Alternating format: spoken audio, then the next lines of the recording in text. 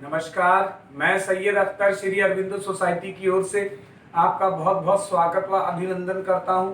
हम आज शिक्षा में शून्य निवेश नवाचार कार्यक्रम ZIIEI द्वारा संकलित एक रोचक व अभिनव नवाचार के बारे में आपको बताएंगे।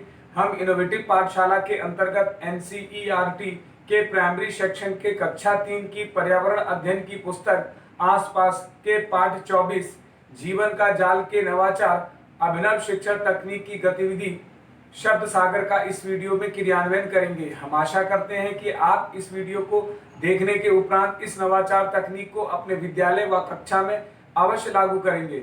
इस पाठ को ZIIEI के कई नवाचार गतिविधियों से पढ़ाया जा सकता है, परंतु आज हम इसे शब्द सागर से समझेंगे।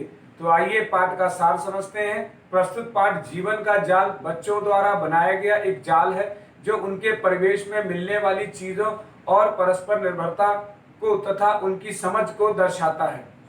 इस प्रकार इस नवाचार की नवीनता और उपयोगिता यह है कि छात्र अपने सहपाठियों के साथ मिलकर पाठ का पुनः अध्ययन करते हुए गतिविधि का आनंद लेते हैं और उनकी शब्दावली बढ़ाते हैं तथा अभिव्यक्ति की कला और लेखन शैली का भी विकास करते हैं।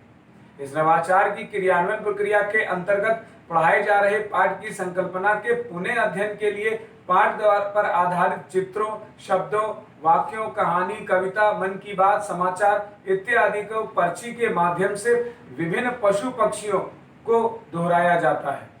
इस प्रकार इस नवाचार की क्रियान्वयन अवधि को यदि देखा जाए तो इसे क्रियान्वित करने में 20 मिनट का समय लगता है। पूर्व प्रबंधन के अंतर्गत शिक्षक को एक चार्ट पेपर, एक बॉक्स और एक स्केच पेन की व्यवस्था करनी पड़ती है।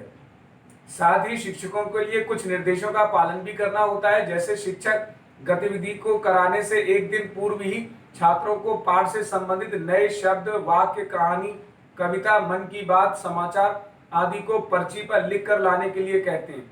छात्र पर्ची के पीछे अपना नाम और कक्षा अवश्य लिखेंगे। शिक्षक इस बात को सुनिश्चित करेंगे कि सभी छात्रों की भागीदारी हो रही है या नहीं।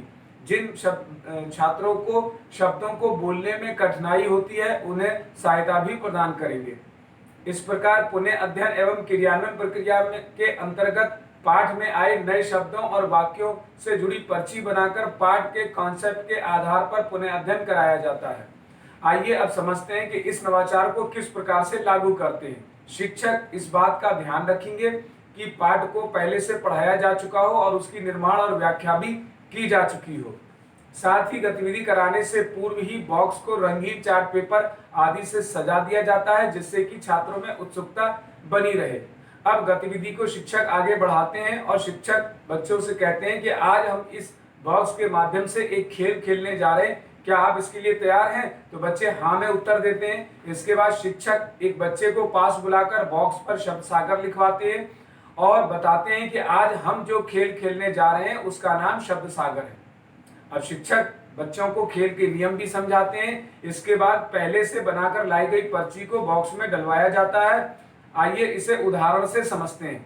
माना किसी छात्र ने आगे आकर पर्ची निकाली और उसकी पर्ची पर शेर शब्द लिखा है, तो वह इसे बुलंद आवाज में बोलेगा कि शेर, और बताएगा कि पाठ के कॉन्सेप्ट के आधार पर कि शेर जंगल में रहता है। इसी प्रकार बारी बारी से सभी छात्र आएंगे और उस गतिविधि को आगे बढ़ाते हैं। इस प्रकार अंत में शिक्षक बताते हैं कि आज हमने पाठ जीवन का जाल के नए नए शब्दों को जाना और सीखा। इस प्रकार निष्कर्ष रूप में कहा जा सकता है कि शब्द सागर गतिविधि से सीखने के अनेक प्रतिफल प्राप्त होते हैं, जैसे दैनिक जीवन के विभिन्न कौशल युक्त कार्यों, खेती, भवन निर्माण, कला आदि की समझ को विकसित करते हैं, वस्तुओं व स्थान को पहचानते हैं, विद्यालय, परिवार व आस पड़ोस के परिवेश को पहचानने की क्षमता भी छात्र विकसित करते हैं। शब्द सागर गतिविधि से जो छात्र शब्द नहीं पढ़ पाते हैं उन्हें चित्र दिखा करके भी इसका ज्ञान कराया जाता है।